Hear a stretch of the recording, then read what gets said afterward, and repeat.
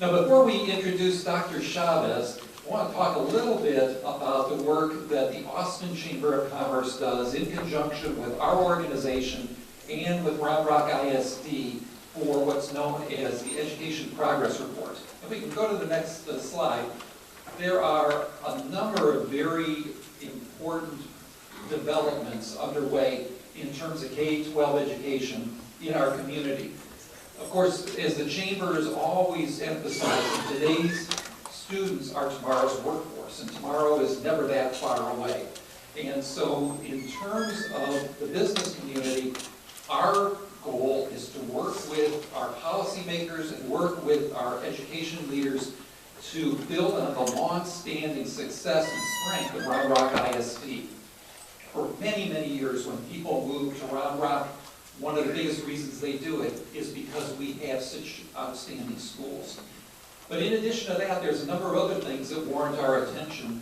The school district by June needs to get their 2014 budget finalized because the new fiscal year starts July 1. So that'll be a major issue, and I know Dr. Chavez will touch on that today. In addition, the legislature is looking at a number of different issues related to education, one of which is funding. Another one is testing and accountability, and we think we're going to see some changes there. And then school choice is another issue that may see some attention in the legislature. Finally, as I think everybody here knows, Dr. Chavez announced several weeks ago that he is, at the end of the year, going to conclude his distinguished service as our superintendent, and that means that the district now needs to launch a search. And so there will be a lot more to come on that, and we have been assured that the business community will have a voice in the selection of the next superintendent. It's very important that all elements of our community are part of that. Finally, as some of you know, come November 2014, because of some changes that were made in the way and the timing of school board elections, we're actually going to have 5 of the 7 seats, 5 of the 7 Round Rock ISD Board of Trustees seats up for election. And so that's something that the business community is also very cognizant of. We can go to the next slide. The Education Progress Report is something that is put together by the Austin Chamber with the various school districts. I'm going to share with you a sneak preview of 2 metrics today, and then share more information about how you'll be able to get more details. On the next slide, thank you.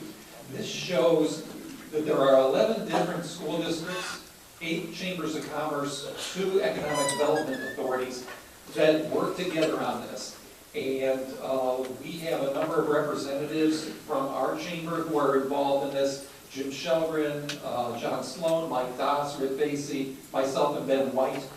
And about 90% of Metropolitan Austin students are part of the districts that are part of the Education Progress Report. I think Georgetown ISD is probably the largest one that doesn't participate, but most of the local school districts do participate. On the next slide, shows you the ones who do, ranging all the way down south to San Marcos and throughout the region.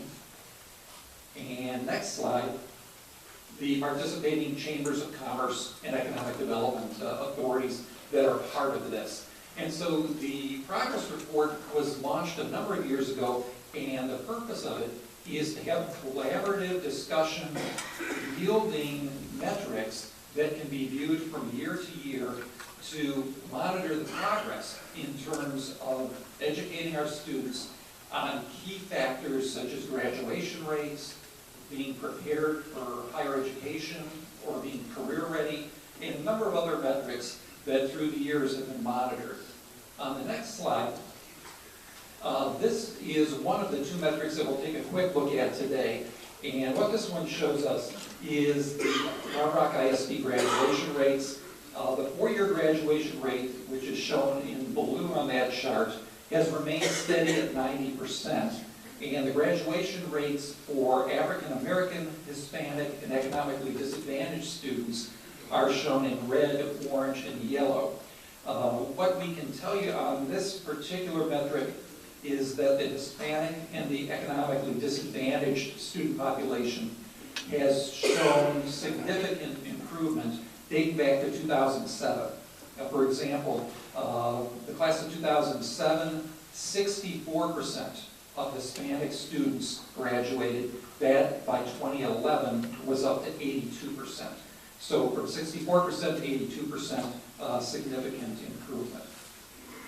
On the next slide, this one is a measure of whether or not a student who finishes high school is either deemed career ready or is college ready. And college ready is defined as not needing to take remedial courses when they get to college or university.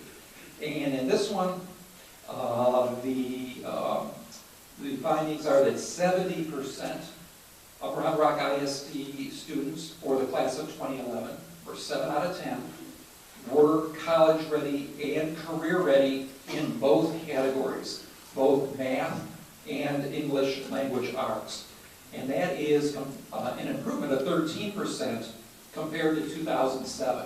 So that has been steady progress. As you can see, it took a little bit of a dip in 2011 as compared to 2010. And so that's one thing that we'll need to keep a close eye on as we go forward. These are just two of the measures for the education report card. And the next slide here will show an event that's coming up on April 3rd at the Irwin Center. And there will be the complete reports available there. There will be reports also available on our Round Rock Chamber of Commerce website. And the reports will show by school district, each of those 11 participating school districts. So I think you'll find that information to be very beneficial and very insightful. In the meantime, we have been honored to have Dr. Chavez speak many times. He's a close friend of the Round Rock Chamber of Commerce, and everybody in this room has had the opportunity, I suspect, to get to know him and work with him and his team. And so with that in mind, we would like to just, in the interest of time, turn things over to Dr. Chavez. Thank you for your service, and we look forward to your remarks. Dr. Chavez.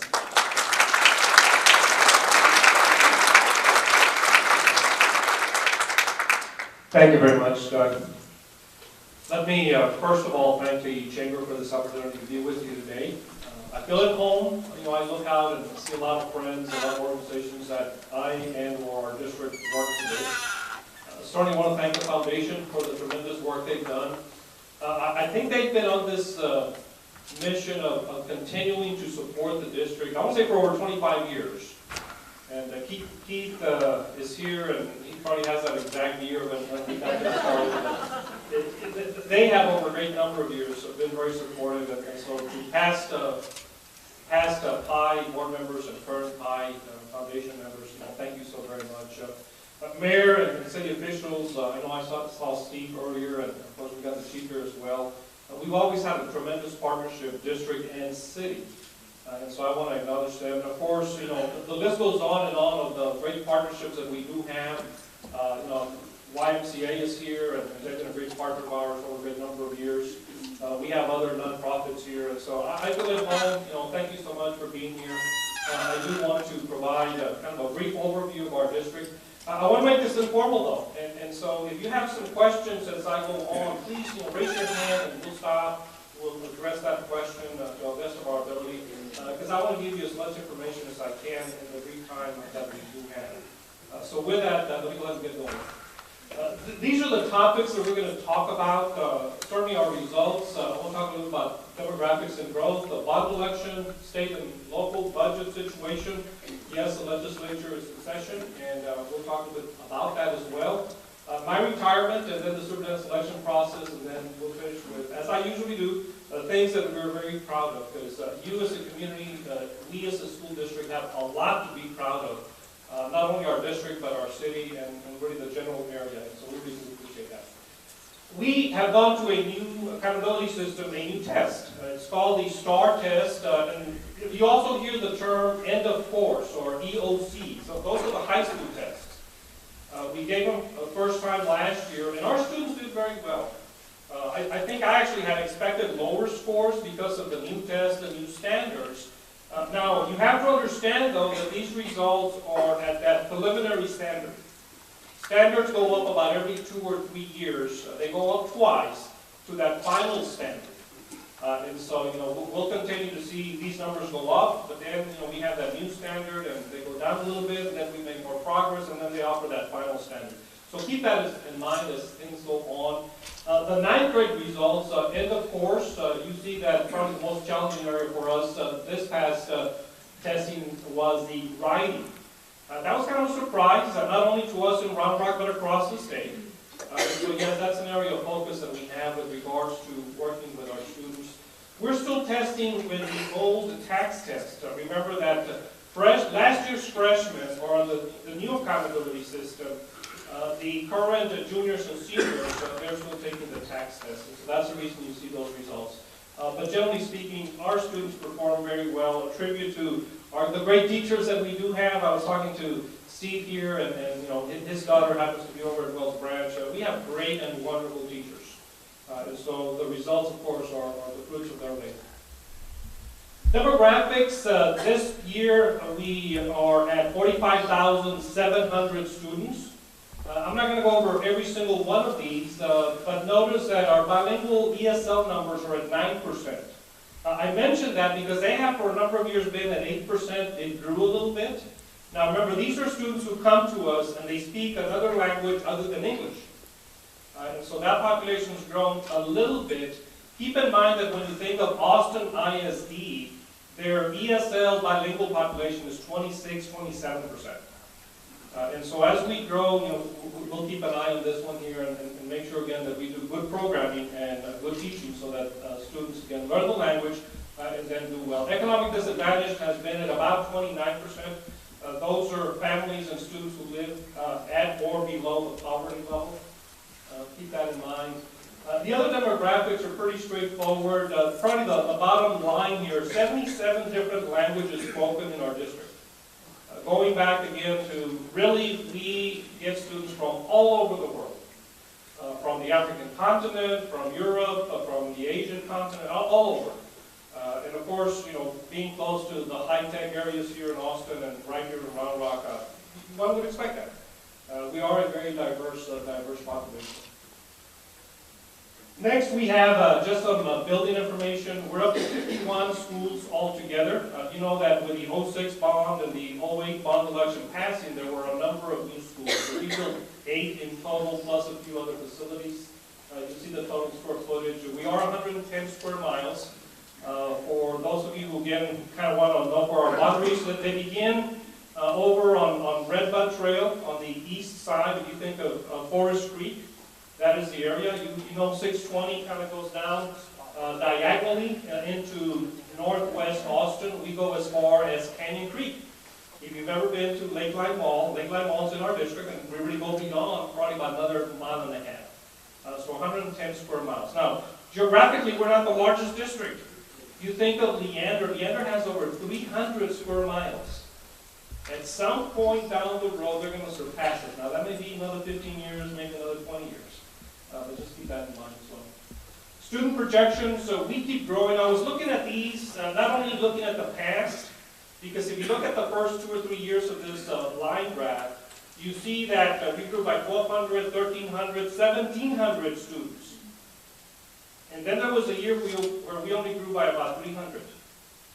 We're back to about 600, 700 students, and you look towards the future, the next 5 years, on average, we're going to grow about 500, 600 students.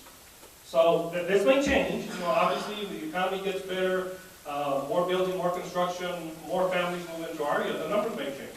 But right now, we're estimating that over the next 5 years, we will grow by about 2,700 students. And I want you to keep that in mind. We're going to talk about buildings. We're going to talk about future bond election as well. And certainly, we need to continue to address that growth that we have. Let me talk a little about what current needs we have. We actually consulted the student projections this past year, and the numbers, the projections that you see are a result of that work. So yes, 500 students, 600, on average 500, 2,700 over the next 5 years. So what kind of school needs do we have?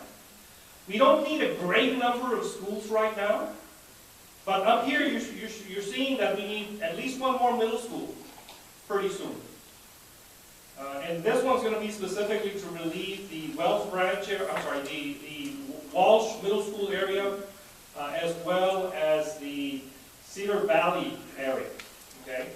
Now, in addition to that, we mentioned Wells Branch a while ago. Wells Branch is going to be another area that, yes, is going to continue to grow, and so an elementary school in that area. So a couple of new schools that are needed short term. Now, in addition to that, you know that we have master plans for Round Rock High School as well as Westwood. So the continuation of that, we have been funding technology with bond funds as well, and we can talk about the maturity because we do, short-term bonds for the technology piece. But we need some dollars for that as well. And of course, the general infrastructure, roof replacements, air conditioner replacements. I know in a number of the elementary schools, we need some of the gym floors replaced. And so there's an amount that is necessary for that. So those are the current needs that we as a district have.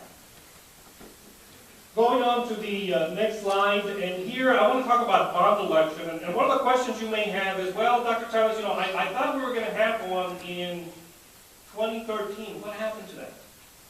What happened to that? We last school year have been working with our board over about a 5 to 6 month period to look at our facility needs, student projections, facility needs, technology needs, infrastructure needs. And we were prepared to have a bond election this coming November of 13.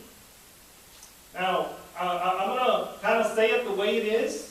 Here with regards to support or maybe not so much support for a bond election. As I worked with the board members and we were leading to making the decision, I felt that we, the district, were not ready to push forward with a bond election. There was some uncertainty about whether all 7 board members would be supportive of a bond election. And as one thinks about passing a bond election, whether you're county, whether you're a city, whether you're a public entity like the school district, you want to have that leadership support at the very top. For 7 board members to say, yes, we need a bond election, and I'm going to vote for that. We did not have that on the board, and so myself and working with the board, we decided to pull that back and said, we're not ready for one yet. We are not ready for one yet. Now keep in mind the needs that I mentioned. And keep in mind the additional 207,000 students that are coming over the next 5 years. All right? Now, what's our next opportunity? This November, no, we're not going to have one. Our next opportunity is for May of 14. May of 14.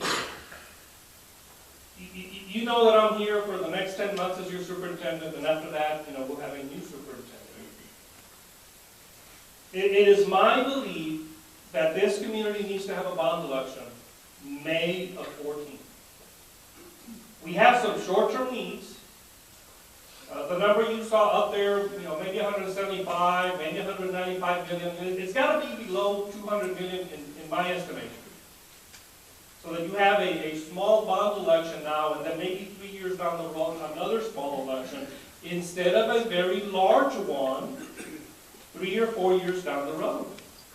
And so that has been the plan. Our next opportunity is May of 14. Now, I have indicated up here that November of 14 is not an option. Doug has already mentioned that we've got 5 board positions coming up for election as the result of moving to a November election. Anybody want to have a bond election together with 5 board members up for election? I know, tax and funding and support and too many directions as far as, the voting piece. And so I have been saying, no, we can't have one in November of 14. Well, how about May of 15? That's further down the road, right? Now, I've got Gary sitting at my table here. He's constructed a number of our schools. Generally speaking, you think of an elementary school, it's going to be 2 years before you get that. Middle school may be a little bit longer. So let's have one in 15, and let's open up our next school in 2017. Now, what year are we in? 13. And so you see what the point that I'm making here? That waiting till 15 may be waiting too long, and that we have some current needs here. Again, one middle school, one elementary school, some other needs as well. And so my suggestion to the community is that, yes, we look at a bond election in May of 14. That's our next opportunity. That is now work to be done. Work to be done by us, the district, work to be done by the business community, work to be done by our parents in working with our board to see if indeed, yes, the board would all of them say, hey, I'm willing to support a small bond election in 2014. Because as of a few months ago, we didn't have that. And I couldn't tell you right now whether we are there already or not. And we probably are not there yet. We probably are not there yet. So that's a discussion. Here you see the bond of 2014 with a question mark. Again, it's going to be up to the district, to the community to say yes or no on that. Take a look at our projections. Take a look at our facility needs. You see the listing of things on there. About $184 million is the information we had shown the board earlier. And notice here that we have then another listing for a smaller bond election down the road as well. And so again, these are things for your consideration with regards to our facilities. And I urge you to take a look at our information and then make your own determination about whether we should have a bond election in 14 or whether we ought to wait until 15. So keep that in mind. All right, let me talk about state budget as well as district budget. And here we're going to get into the state description. In general terms, remember, I'm not an expert on the state budget. I can talk a lot more about our local budget, but just to give you some general information. State funding, they're going to wind up the current biennium, this is the last year of the biennium, with an $8 billion surplus, which is great news. That's a lot better than looking at $15 or $20 billion shortage, which is what they were looking at last biennium. So, tax and oil revenues have been really good. That's been a boom, and so a lot of money coming in, $8 million in surplus. Now, keep in mind that they still carry about a $6 billion liability. They have to cover the Medicaid, about $4 billion. They have to cover about another $2 million in the late payment to school districts. So about 6 of that 8, are spent. But if you look at not only the current surplus and then look forward the next 2 years of the biennium, it's estimated that they have about $5 billion of undesignated dollars at this time, which is a lot better position to be in than being short 15 or 20 billion. So state situation looks pretty good. Additional funding with regards to public education and the state, they did cover those biennium shortages that I talked about. And so they're going to cover those. In addition to that, to us school districts, they are providing for additional growth of students. We will gain another 70,000, 80,000 students across the state. About 400 or 500 are going to be students here in Lava. And there is the possibility that they're starting to talk about restoring a small portion of the cuts from last time. The number that we've heard is $1 billion, maybe $1.5 billion. Remember, they cut $5.4 billion. Again, restoration of $1.5 billion. So that looks a little better than, again, no additional funding and or further cuts. So state looks a lot better. Let me continue talking about our particular situation. You may know that the current budget that we're on, we actually approved a deficit budget. Now, I don't want people leaving here, oh, the sky's falling, it's really, really bad, because it's not. I mean, you have to understand that we're pretty strong financially. And, yes, we have a fund balance, if you will, or money in the bank that we can use to cover the shortage. Our budget, by the way, for this year is $333 million. Again, $6 billion deficit. I think at the end of the year, it's not going to be 6, it'll be something less than that. We're trying not to spend all the dollars that got approved, trying to be conservative in the way we're approaching the year, but that's our current situation. Looking forward though, it's looking like we would still have a deficit budget for next year. And even though we may have some new dollars coming to us from the state, remember, small amount that's going to be restored, if you will, it's not going to be enough to offset the increases. You know, whether you think of just the additional cost of some things, and or some of the other needs that are being identified. I know when we talk to principals say, I need one more person of this type. I need one more to help students who aren't doing well. I need this kind of other individual. So there are some requests coming forward, and currently it's anticipated that we would have another deficit budget, but again, the fund balance dollars will be there for us to cover those. Now, we can't do that over a long period of time. You know, at some point you gotta balance that and say, no, I can't use fund balance anymore. Although we right now are remaining pretty strong with that. Let me briefly talk about some of the proposals from a legislative standpoint. Doug mentioned graduation plans and testing, accountability, and I'm going to just review some of this information. We have two major bills. There are others. There are probably about another 8 of these bills. I'm reviewing the two major ones. These two bills are actually being sponsored by the chairs of the Senate Education Committee and the chair of the House Education Committee. So under graduation plans, what they're talking about is going to one foundation plan. Representative Aycock, Chairman Aycock would say 24 credits is what's going to be required for graduation. Patrick, on the other hand, would say, no, it's got to be the 26 that we currently have as a recommended program. So that's the number of credits. Electives, a little bit of difference there as far as how many electives. Notice that under Aycock, there would be some endorsements that would be given. Business and industry endorsement, or business and career ready endorsement. It might be that there would be a STEM endorsement. That kind of thing. Now, that fits very well with the academy work that we're doing. It fits very well with our work and our programming.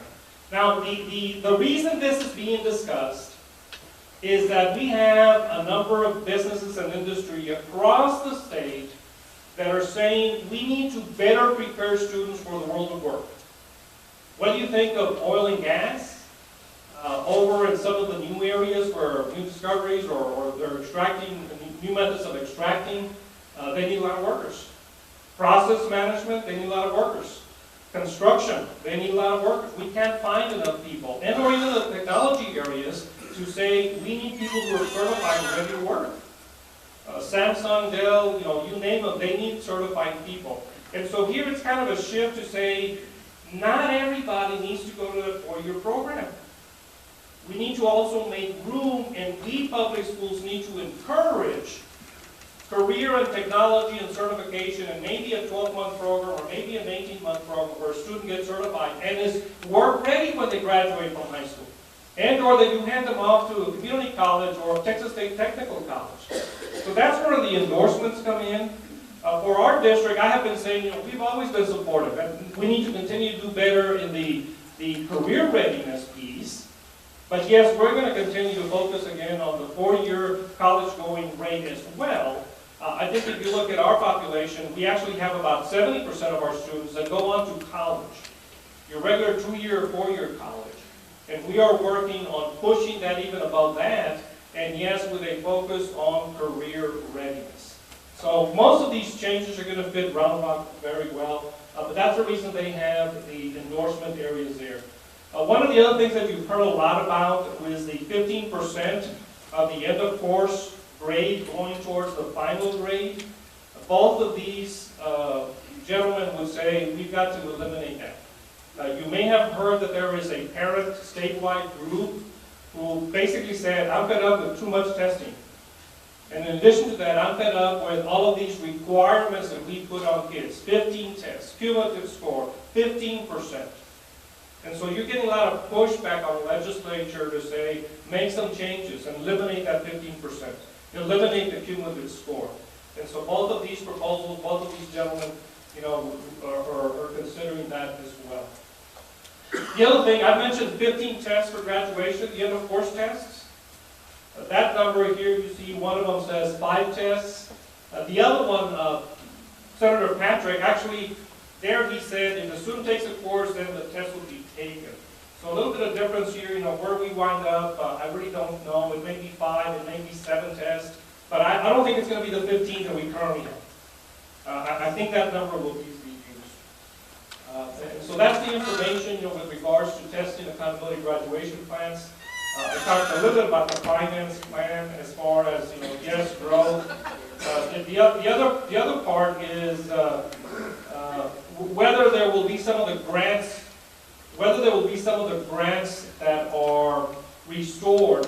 I know that one that's important to us is the Student Success Initiative, so that students who are struggling, that we have the funds necessary to assist and help them. So I'll stop there. My retirement. So somebody asked me a while ago whether I was counting days, and the answer is no. I told them though that 10 more months is what I've got as far as work. One of the other things that I've emphasized to our staff is that no, I'm not going to be a lame duck. We're going to continue to be aggressive about our work. The board pretty much has told me, Dr. Childs, we got to continue with the initiatives. We got to continue with the important work. And so I'm emphasizing that. I've made a commitment to work until a new superintendent this year, and then help the new superintendent with the transition. I've got no immediate plans. I know that a few people here were asking, what are you going to do afterwards? I don't have a job lined up, nothing definite, although I do plan on doing at least some part-time work, after retirement. I do want to take some time off, and I promised my wife that I would. Martha really is looking forward to that. And so that's kind of where we are with retirement. I do hope to remain in the area. Not a guarantee, but Martha doesn't want to move again there. She wants to stay right here in Round Rock. And so my hopes are that, we are able to stay here in Round Rock. But let me talk about process for a minute. Our board has determined that they will use a consulting firm. This week, that request for proposals will go out. I would imagine there should be 5 or 8 companies that want to do that for us. There'll be a selection done here, I'm going to say in April sometime. The board will meet with that firm, and then we will get going. The board has made it a point of making sure that within the process there are a number of meetings held to take input from the community on characteristics and attributes that you would want in your next superintendent. So that opportunity will be there. Of course, after that, the board will go into the interviews. Right now, the tentative timeline is that would happen over the summertime with a job offer to a new individual around the September timeframe. The target date for a new person beginning the job would be around November sometime. Now, again, that can move down, it can move up a little bit, and then of course the transition time that will be there as well. So that's the tentative timeline, the general timeline that the board has approved and this working with. Let me talk about a few things that we're very proud of, and then we'll open it up to questions here. HEB has a recognition program for teachers, for administrators, as well as for districts. It's a process where you get nominated to apply by the community. We got nominated to apply for the HEB award as a district. We applied, and we're very happy to be one of the 5 districts that is up for the state award. As a matter of fact, we've got our visit here tomorrow. We'll have a team of 9 people from HEB who will be visiting not only the central office, but a couple of our schools, and then make their determination as to who is the district. Later on this spring, the announcement will be made. So we're very proud of that. It's not all school districts that get to apply. And of course, competition is always tough, right? You go up against the best, and so we're very happy to be among the best. A couple of other things, we're very proud of our schools. Here you see that McNeil High School in Westwood received the 2012 ACT College Readiness Award. That's something we emphasize across our district, is the college testing and preparation for that. As far as green power, we were recognized nationally for that. Here recently, the other thing that we did is emphasize our recycling a bit more. And so we are all about being green, I know in the construction of our buildings, but also in helping protect our environment, and so we're going to continue to do that. Stony Point participated in the Get Schooled Attendance Program, and this was a national program to emphasize the importance of attendance at the high school level, right? And so Stony Point, national winner. We're very proud of that as well. A few other things, and these relate to finance here. I think that when you look at this slide and the next slide, when you look at the financial analysis that's done in our district, we actually, as far as the expenses and efficiency, got a 4.5 stars out of the 5 in the controller's analysis. Deer Park is one of our middle schools to watch, which means they're very good, and other people come and visit them and learn from them. We're very proud of that honor for Deer Park. Here you see, with regards to the TEA, they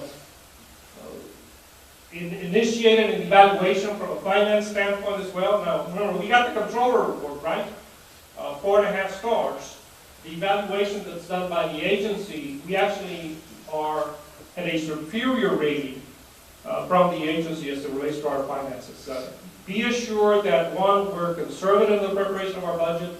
We don't spend every single dollar.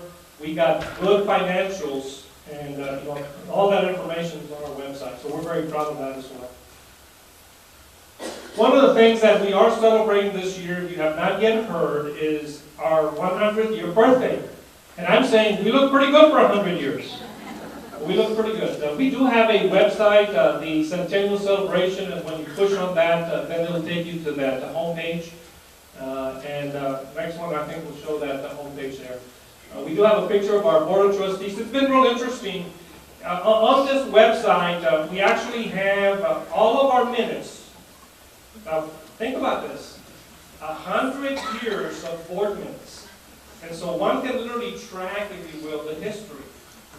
When we became a school district, when we consolidated with other school districts, when we had the first bond election, when the construction of Round Rock High School, the original one, occurred, that kind of thing. A lot of very interesting information, so please visit that Centennial website. I know Ms. Joanna Fusey, who's here, she and her staff have done a really good job of preparing this website, and we'll continually add to it.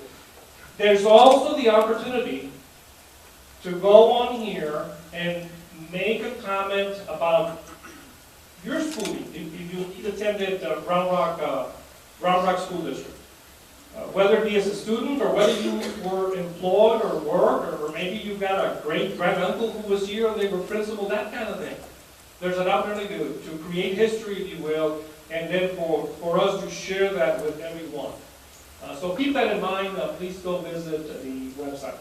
Let me stop there and see what questions you may have about any of the topics that I've covered, and or any other one that you'd like for me to talk about.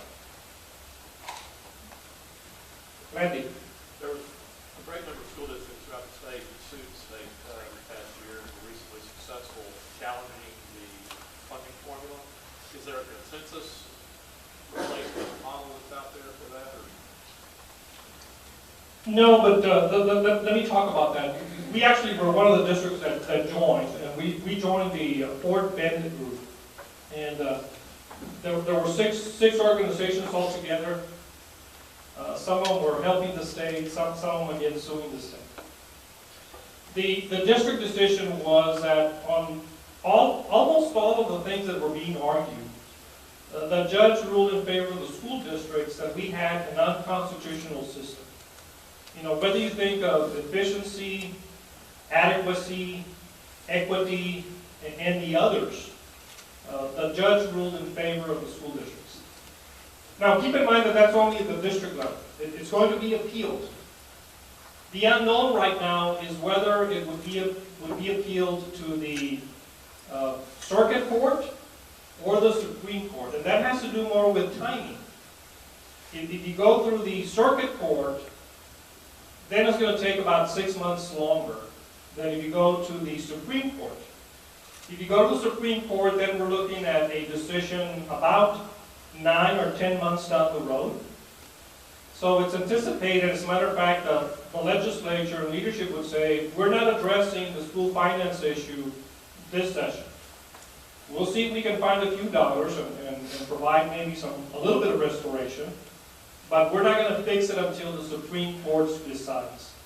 After the Supreme Court decision, then there'll probably be a special session. I've heard of a special session in 2014 sometime. But all that's still pending on whether they go to the circuit court or not.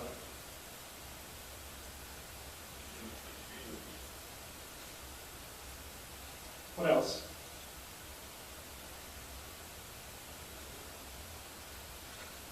Yes, ma'am.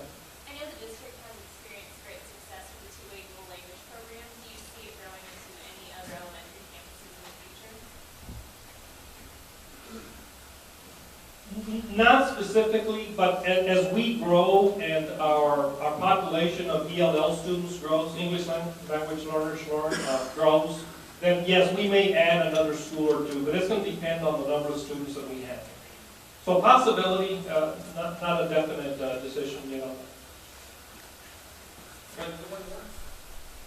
Jesus, Yes, sir. you talked about how many students we're adding in a year. How many are we graduating a year? We graduate on average, and I say, if you look at the last several years, we've been graduating about 2,500, 2,600.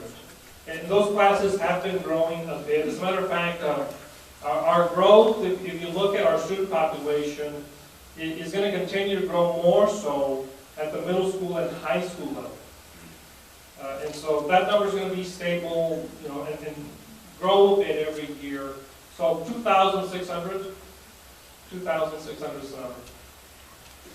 Thank you all so very much. It's been a pleasure being with you, and I'll turn it back over to Doug.